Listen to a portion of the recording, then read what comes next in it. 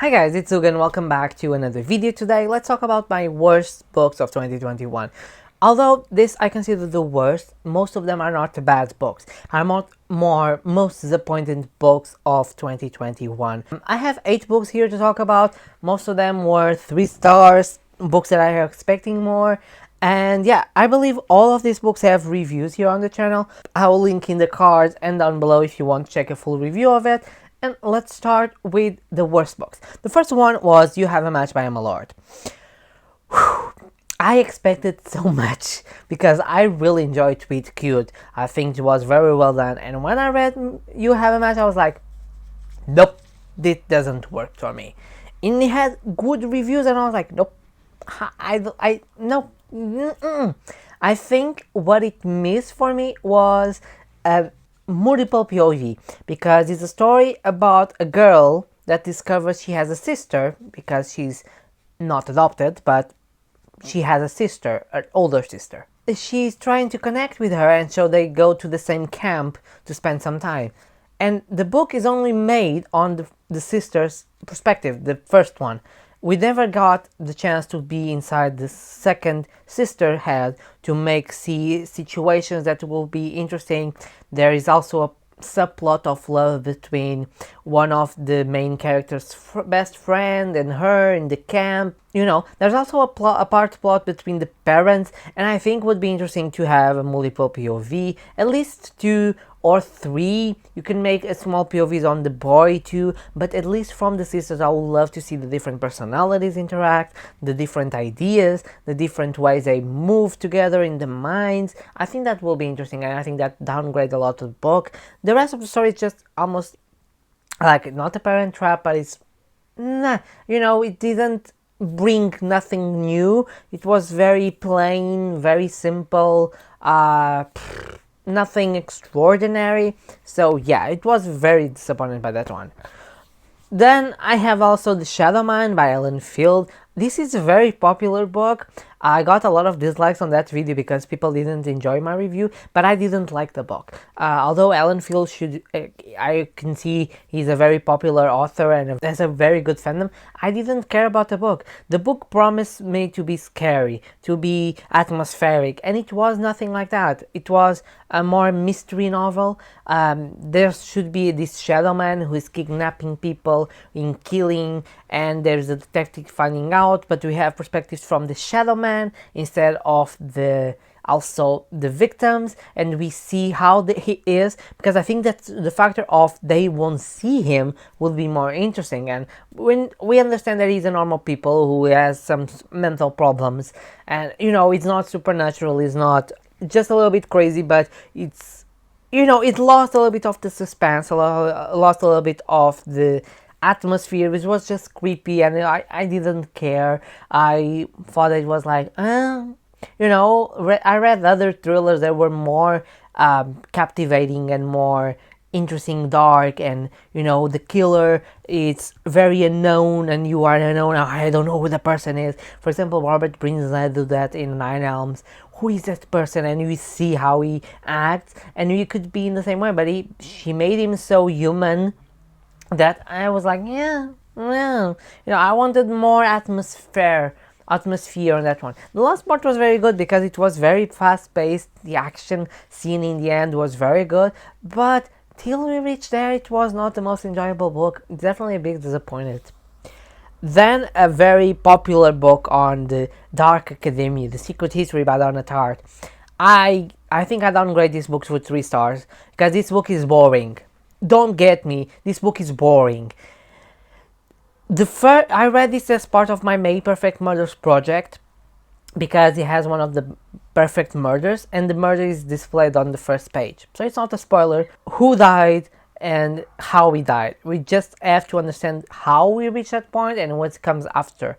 The parts of they dealing with the murder was interesting, but till then, the Dark Academia was not my jam. The characters were very over the top, very unrealistic, very elitistic, very like, oh, you're a snob. I don't care. It was so boring. It put me on a slump while I was reading 8 books a month, which was crazy for me. I don't know, the book was not for me at all.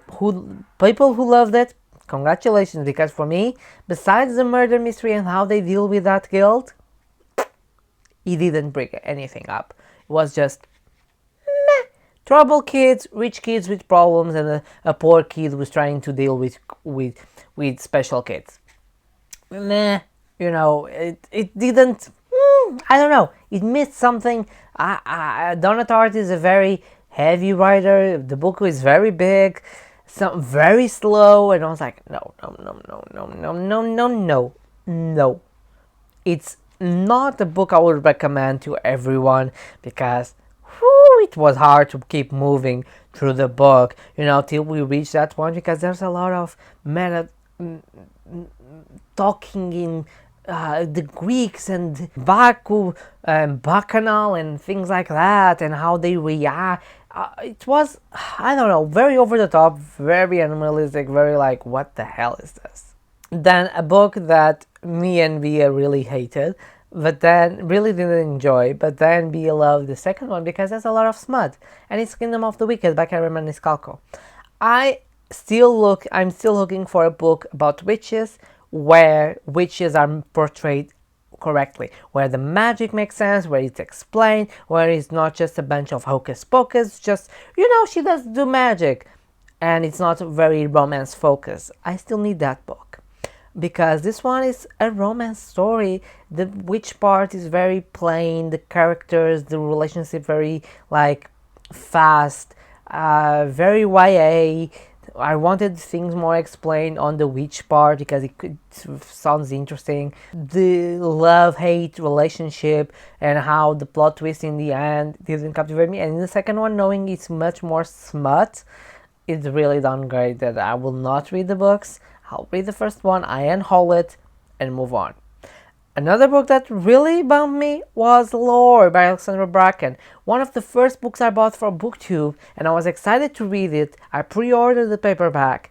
I read it, and I was so devastated by it. Lore comes up with Hunger Games mythology. The gods are killing each other, and the heroes and the families, and she's the girl who's trying to solve. I thought, wow, this sounds really interesting. Things are not explained. Characters are not very likable.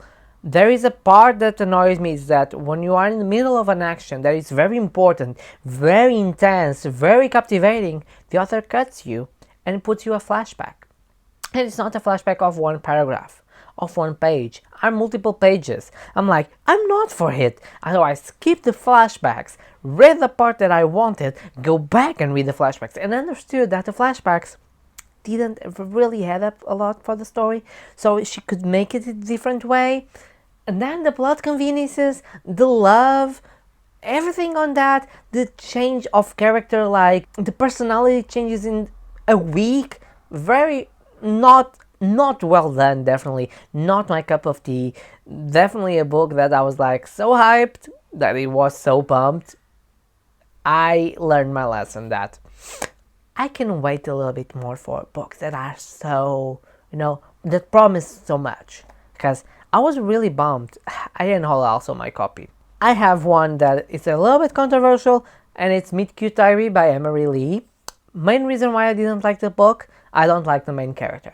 The main character is a brat, spoiled, who doesn't take in consideration anything or anyone, and I didn't enjoy because of that.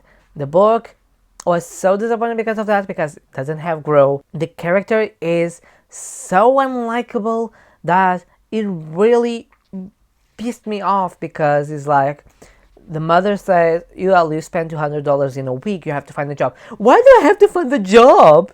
And I'm like, because you spoiled $200 in a week, and your parents are moving towns because of you, so at least what you can do is find a proper job. You don't need money, $200 for lattes per week. Please. Besides that, the book is very interesting. It plays with the pronouns and the misgender and how people find their identities. That was very cool. How a brother who understands and starts to, protect his brother for homophobia and transphobia and everything and like that from even his girlfriend. That was very interesting. But the main character, which is our only POV, I'm not here for it. Definitely take me out of edges because it's supposed to be unlikable, but there are levels. And that level really took me off, and I was like, no way. Because I couldn't stand it. It was very disappointing because I want something, you know, a redeemed quality, and it didn't have any redeemed quality almost, so it was a disappointment. Dear Evan Hansen was another disappointment. I was hoped to read the book and then see the movie. A lot of people say the book is very good, very dramatic, very heartfelt. I didn't feel anything. I know I'm a stone cold hard person. I know I don't cry reading Marley and Me, things like that. But I understand when it's feelings and when it's like supposed to feel something inside. Like Marley and Me, I feel emotional for the dog dying, but here I didn't feel anything. The book is a bit boring. It didn't give me the emotional punches that I was looking for. Didn't create any emotion on me. I was like, yeah, what do you expected? I don't know. The book is... I was expecting more. More emotion. More feelings. More challenging. More. And it didn't deliver. I believe the movie is the same. From the review that I heard, more or less the same. It's not... It didn't deliver what was promised. I don't know why, but yeah, I was a bit disappointed by that one because, you know, it's a topic that is very interesting, teen suicide and all of that, but I don't know, felt very much plain and very much on the surface, didn't dive in, didn't give the emotional response that I was waiting for, so I also unhaul it. The last book, and I saved the worst for last, and this is what I call it. This is a bad book. I will not be kind to say it's a good book because it's not. And it's The Summoner's Cry by Ana Reis, and this is a Portuguese author that published her first book. This is a book, it's more a novella or something. It has like 200 pages or less. And the book is bad. Plain and simple. It's not bad written, but everything about it is bad.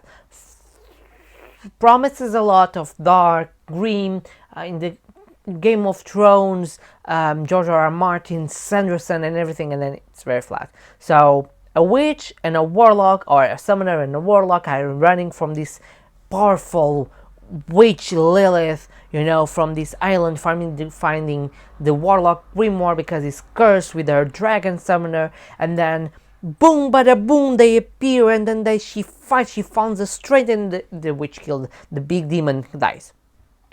And he's safe.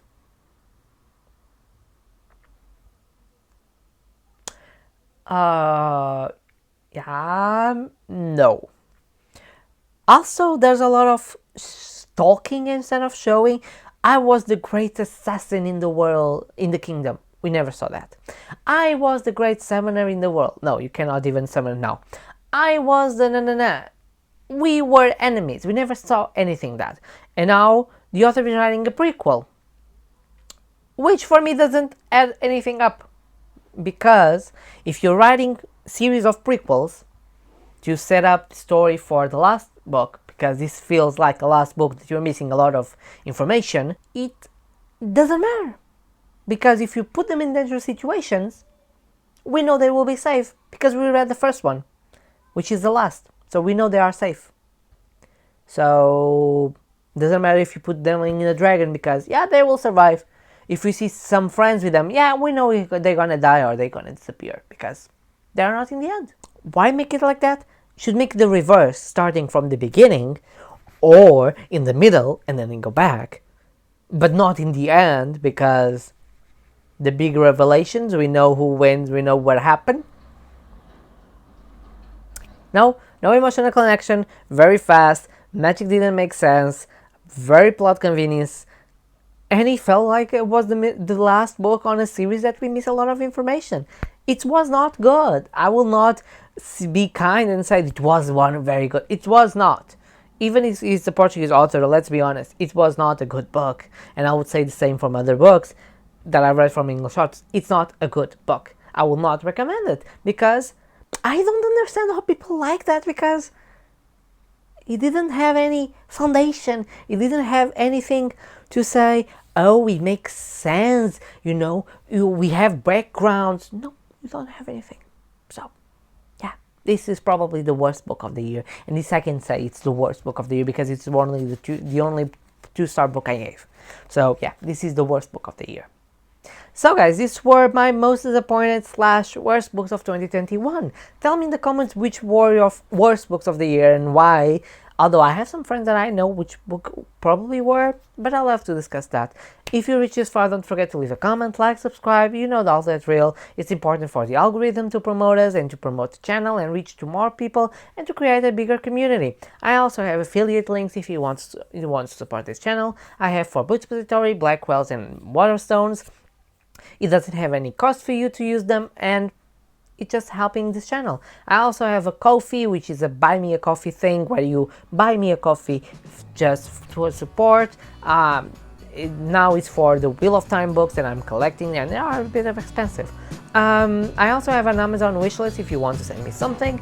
Yeah, I post videos every Tuesdays, Thursdays and Sundays. I have live reading sprints on Fridays on my channel, 9 PM to PM, and I see you guys on my next video. Bye!